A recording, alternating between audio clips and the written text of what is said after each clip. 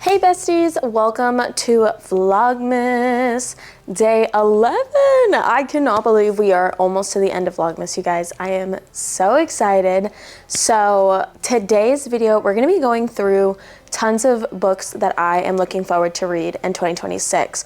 I believe we have about 14-ish books on this list, and we have some new releases for next year. And then we also have some books that are on my current physical TBR, as well as just books in general that I would like to read next year that maybe I don't own or could be somewhere on my Kindle, etc., etc. So what we're gonna do is we're gonna start with the new releases because I'm very excited about them. So let's just jump right into the new releases.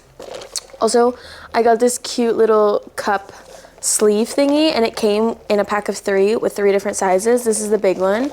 I'm just drinking water, but I had an energy drink in here earlier, and it's gonna be my new everyday favorite thing because my hands are not cold from holding it, and they're not like getting wet because the cup is sweating when there's ice in there. So very excited about that. Okay, let's get into this. So the first book that is on my new releases, which I just found out about because I have a book that is on my physical TBR, which I'll talk about in a little bit, by Isabel Ibañez, which is a Hispanic author. I believe she might be Mexican, I'm not really sure. But one of my big goals for next year is to read more Hispanic author books, like things about Hispanic culture, whether it's like fantasies inspired by Spanish culture or Mexican culture, Venezuelan culture, like tons of different Latino cultures. So I'm very excited to dive deeper into that realm. I feel like I'm craving that connection to my culture, craving that connection just in general. So very excited.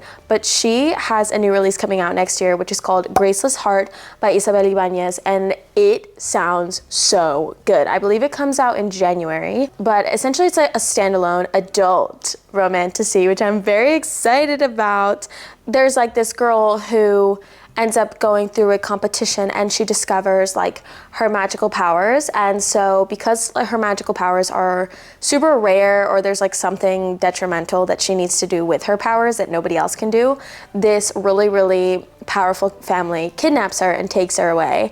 And her captor, the heir of the family, is in charge of like getting her to come into her powers so that she can do this like really crazy thing that I don't know what happens, but it sounds so good. So it's enemies to lovers, there is competitions, trials, like I am so excited. So I am looking out for that. Highly, highly anticipated read for 2026. Next we have We Who Have No Gods by Liza Anderson, or Lisa Anderson, I don't know, but there's a Z in there. But this sounds so good. It is like dark academia, magic school, and essentially this girl's little brother has like these magical powers, and so he goes off to magic school, and she doesn't have any of these magical powers, but she goes with him, and she's just looking out for him because they don't have parents or anything like that. So they're on their own. She's looking out for him. She's just making sure that like he's safe, nothing happens to him.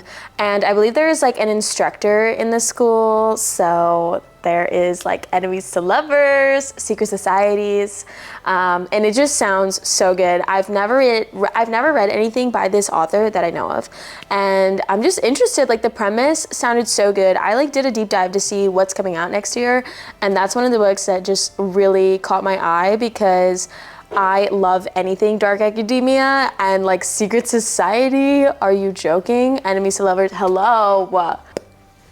Respectfully. I feel like a lot of authors just kind of put out romantasy books because romantasy, you know, I didn't read Silver Elite, but from the reviews that I saw and the fact that a lot of people speculate that it's AI and all this stuff, I feel like there's really a missing hole where, you know, Sarah J. Maas is and where Rebecca Yarros is, and we're not getting a new Fourth Wing book for like 2 years. So I don't think we're getting another Fourth Wing book until probably 2027 and probably late 2027. So I'm really sad about that, but I'm here, okay? I'm waiting, Rebecca, okay? I'm waiting. But yeah, it just kind of sounded like everything I really love about romantasy or fantasy books. and I wanted to check it out. So when that comes out, I will be purchasing. I also, once I get off of my book buying ban, I am going to probably pre-order most of these books. Next, we have Victorious by V.E. Schwab, which is the third book in the Villains trilogy, I think. I don't even know. But, okay, I read Bury Your Bones in the Midnight Soil by V.E. Schwab for book club in the month of November/December, and it was so good. I loved it. I love V.E. Schwab's writing. I currently own, as you guys saw last video, I own a copy of The Invisible Life of Addie LaRue. V.E. Schwab is just turning out to be one of my favorite authors. Truly, truly, she is so good with her writing. My only gripe with Bury Your Bones in the Midnight Soil was the pacing and Alice's chapters from Bury Your Bones in the Midnight Soil. I felt like they were a little bit slow, but honestly, the ending of the book made up for it. Everything in the book was just so good that like that was the only part of the book that I wasn't enjoying was Alice's chapters. And my friend was like, I really like Alice's chapters. And I was just kind of like, no, I can't stand it. Moving on, we have Underwater by Tara Menon. This sounded so freaking good. It's about this girl whose parents are doing like some sort of research and they're staying at this resort, and the owners of the resort, her daughter is about the same age, and they become best friends, and they go and they travel like this area together, and they are like the absolute best friends. And there is a tragedy that happens, and then multiple tragedies that happen, and it's just about like friendship and grief and loss. And it just sounded so good. And I have never read anything by this author, but it just from the description alone, I think I'm gonna love this. I think I am the person for this book. So very excited to read that. Next, oh my God. Okay, so next we have My Husband's Wife by Alice Feeney. Okay, I've never read an Alice Feeney book ever, okay, because I heard really mixed opinions about Rock, Paper, Scissors, but I heard really great reviews for Beautiful Ugly by her, and the premise of this book sounded so good to me.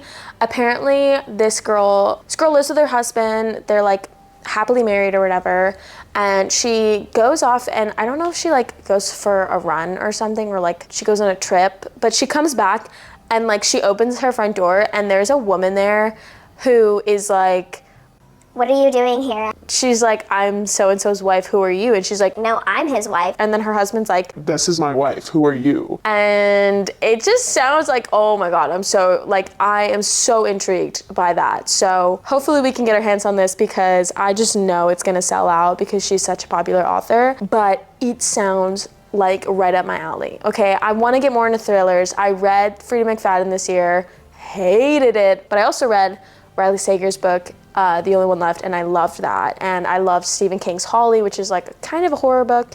And what else did we read? Oh, Tender is the Flesh. Oh my gosh, that was so good. It's like a dystopian horror novel. Loved that book, okay? One of my best of all time. Next, we have The Astral Library by Kate Quinn.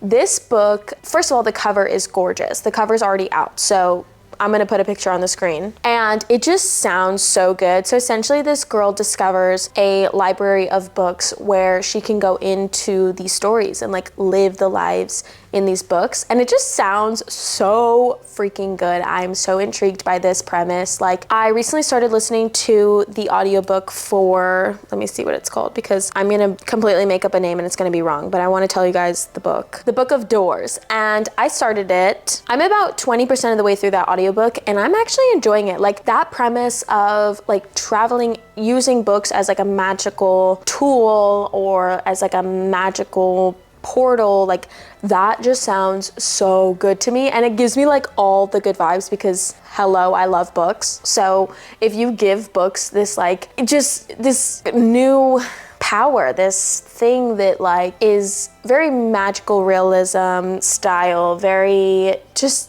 I don't know, different, new. It's not just a book about books, it's a book about books that have like powers or that are portals or that you can completely engross yourself in. Like, that sounds so good to me.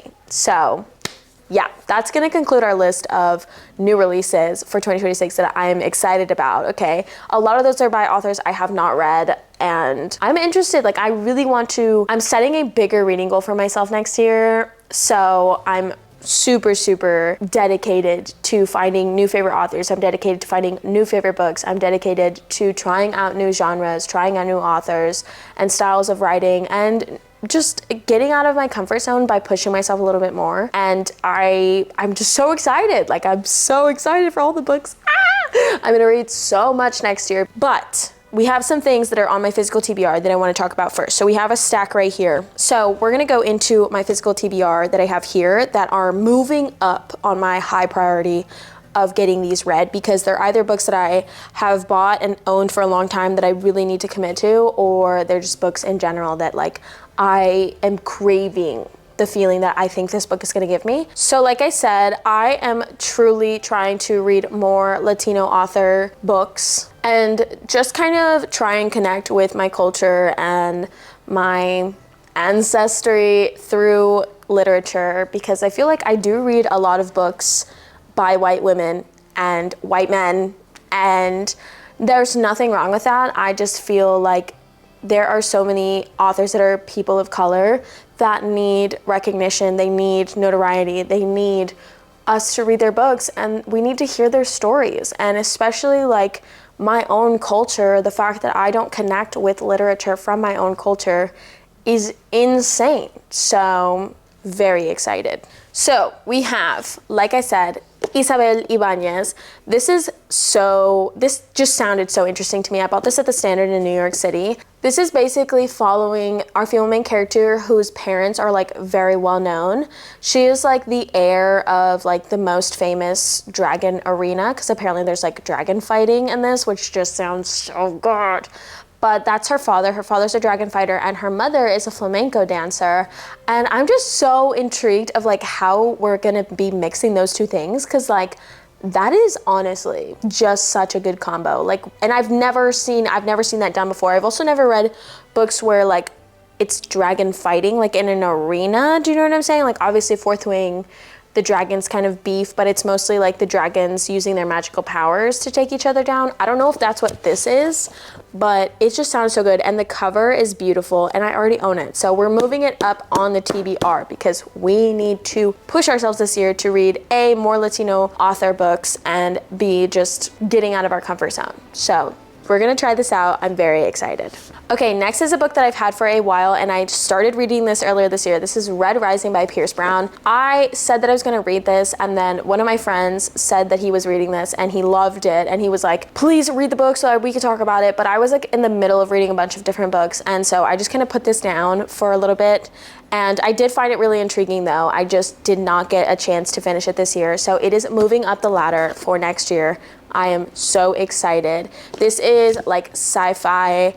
I am extremely intrigued by this. It's like a society where they live on Mars, and it is very much like a commentary on like class hierarchy, capitalism, greed, etc., etc. And I love it. Next, we have a book that I also bought in New York City this year, which is Just Mercy by Bryan Stevenson. This is like a memoir style book, I believe. I don't know if it's like technically a memoir, but Bryan Stevenson works with a nonprofit that helps the families and people on death row. And he talks about different cases and stories that include other people's families, and talking about with it in a sense of like humanity, and like these are human beings. And when you do something like this, like put them on to death, like you put these people to death, they have families, they have loved ones, they have people who will be affected by that death, whether it's financially, emotionally, physically. You know, it is a very, very touchy subject, and I am interested to find out all these different stories and have his perspective and kind of come to my own conclusions. So very excited about this. I've been looking forward to this read for a while now. Another book that I've been looking forward to reading is Parable of the Sower by Octavia E. Butler, who literally predicted accurately the fires that happened in California earlier this year. If you guys don't remember all of those crazy fires that happened in Southern California, she predicted these.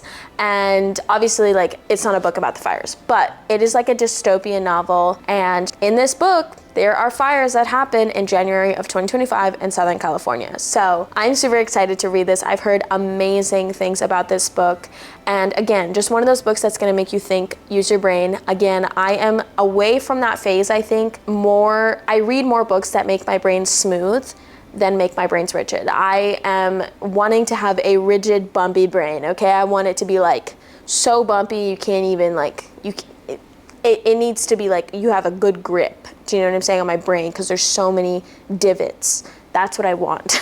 Okay, you remember when I said that I want to read books this year that make me think? Okay, well, scratch that, because From Blood and Ash by Jennifer L. Armentrout, this book has been on my TBR for a long time, and I need to just have my own opinion on it. As I said last video, I have seen so many different opinions on this that I need to know what the vibes are. It's romantasy. It is a very long series because there is a prequel series to the 5-book series, and it's like a whole universe. Obviously, I only have the first book, so we're gonna try it out, and if I enjoy it, we will continue the series, but I will let you guys know how I feel about it. Other than that, I know absolutely nothing about this premise. I know nothing about the magic system, the world, the female main character, the male main character. I know absolutely nothing, and we're gonna keep it that way because I do enjoy to dive into a book with no context. And last but certainly not least on my physical TBR that is being bumped up for 2026 is A Little Life by Hanya Yanagihara.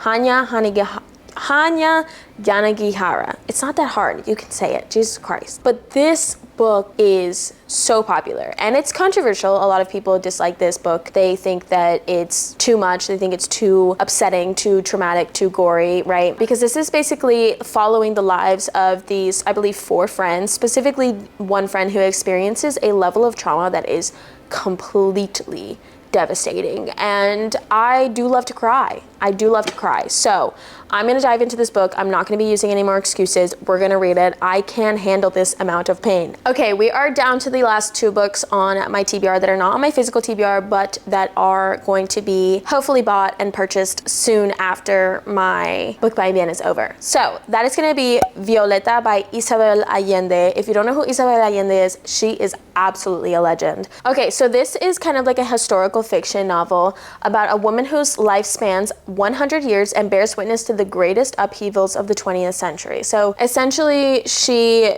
lives 100 years and she sees tons of different things. I believe there's like Spanish influenza or something like that going on, and like after the Great War, I don't really remember, but it sounded good, and I want to read something that Isabel Allende wrote, okay?